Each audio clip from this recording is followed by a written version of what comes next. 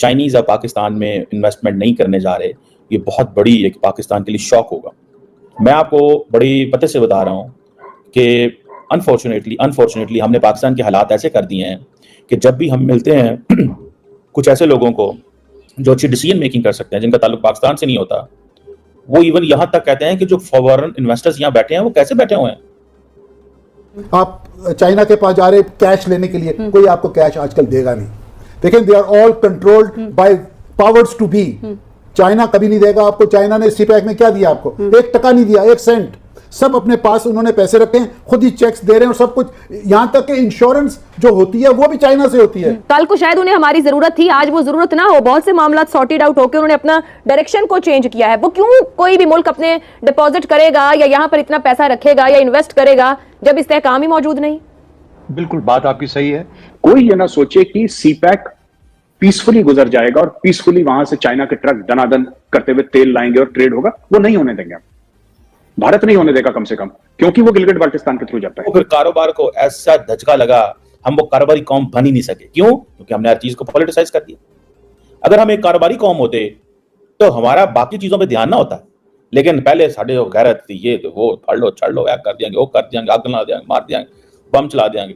And then आज क्या हो रहा है? आज गली गली बम चल रहे हैं। पाकिस्तान में सीपैक का सबसे बड़ा मसला जो है वो ये है कि इसके अंदर ट्रांसपेरेंसी का एलिमेंट जो है वो मिसिंग है, वो क्वेश्चनेबल है। ये फैक्ट है कि इसकी ट्रांसपेरेंसी जो है उसके ऊपर बड़ा क्वेश्चन मार्क है। गवर्नमेंट टू गवर्नमेंट कॉन्ट्रैक्ट समझ में आते हैं, लेकिन government to private companies and multiple companies, number of companies, बहुत बड़ी एक पाकिस्तान के लिए शॉक होगा।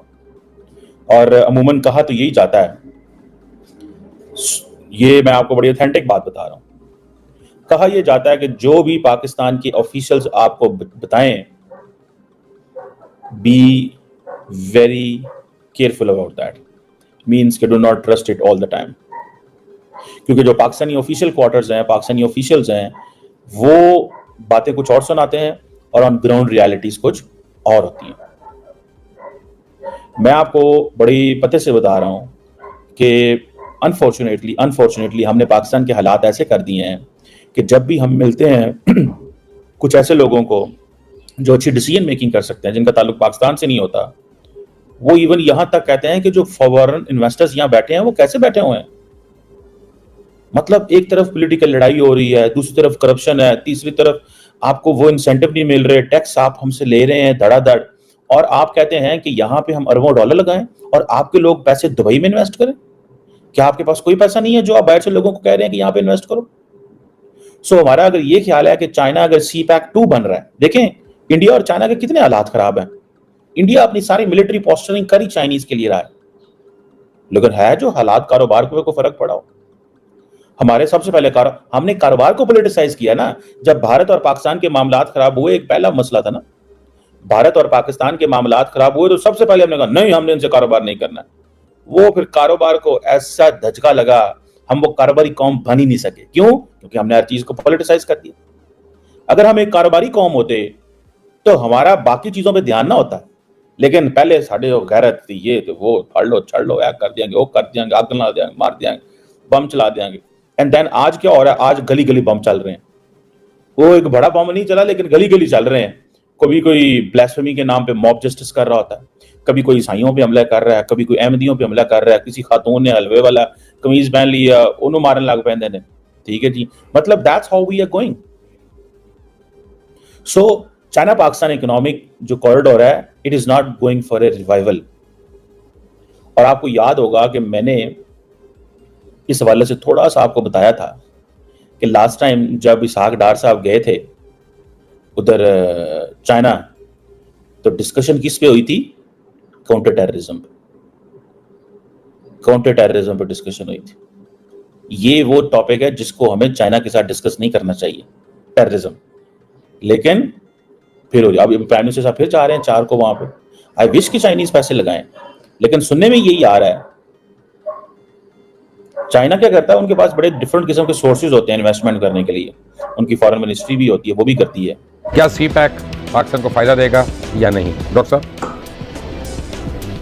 आई थिंक बहुत बड़ा क्वेश्चन मार्क है।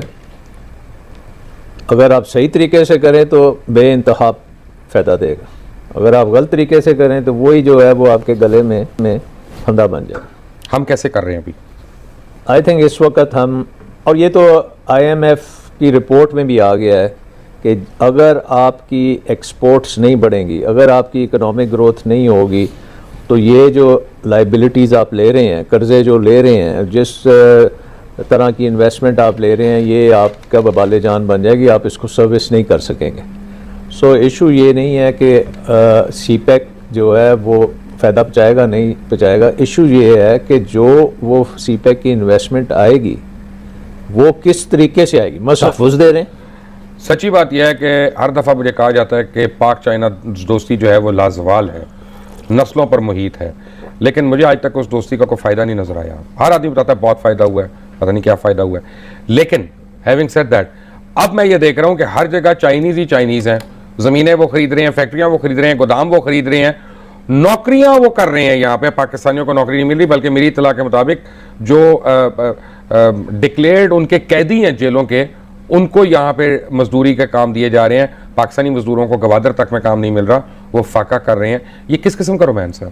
देखें, एक तो हम कहते हैं ना को हमारा से ऊंची हमारी दोस्ती है, तो उसके साथ मैं एक फिक्रा ऐड किया करता हूं कि बहरुल कायल से भी ज़्यादा डीप पॉकेट्स हैं चाइना की। एक तो ये ध्यान में रखें। और दूसरी बात ये कि ये इन्वेस्टमेंट को अमृत धारा नहीं है। ये इन्वेस्टमेंट जो हुई है दुनिया में, अफ्रीका में बड़ी इन्वेस्टमेंट हुई है। ये इन्वेस्टमेंट जो ठेकेदार फ्रेंडली सिस्टम है और ये न्यू लिबरल इकोनॉमिक्स के तहत धारा ये सिस्टम बना है, इसमें कहाँ और किस जगह पे पीपल वेलफेयर हुई है, मुझे आप बताएं।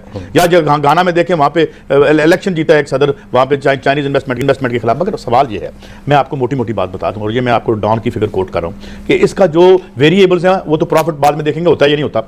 आपने अगले साल से जो आपकी बैलेंस ऑफ पेमेंट पे इस पर बोझ आएगा वो $550 अरब रुपए का है। 3.7। तो मुझे उम्मीद है कि ये वीडियो आपको पसंद आया होगा। वीडियो पसंद है तो प्लीज़ हमारे YouTube चैनल को जरूर सब्सक्राइब कीजिए।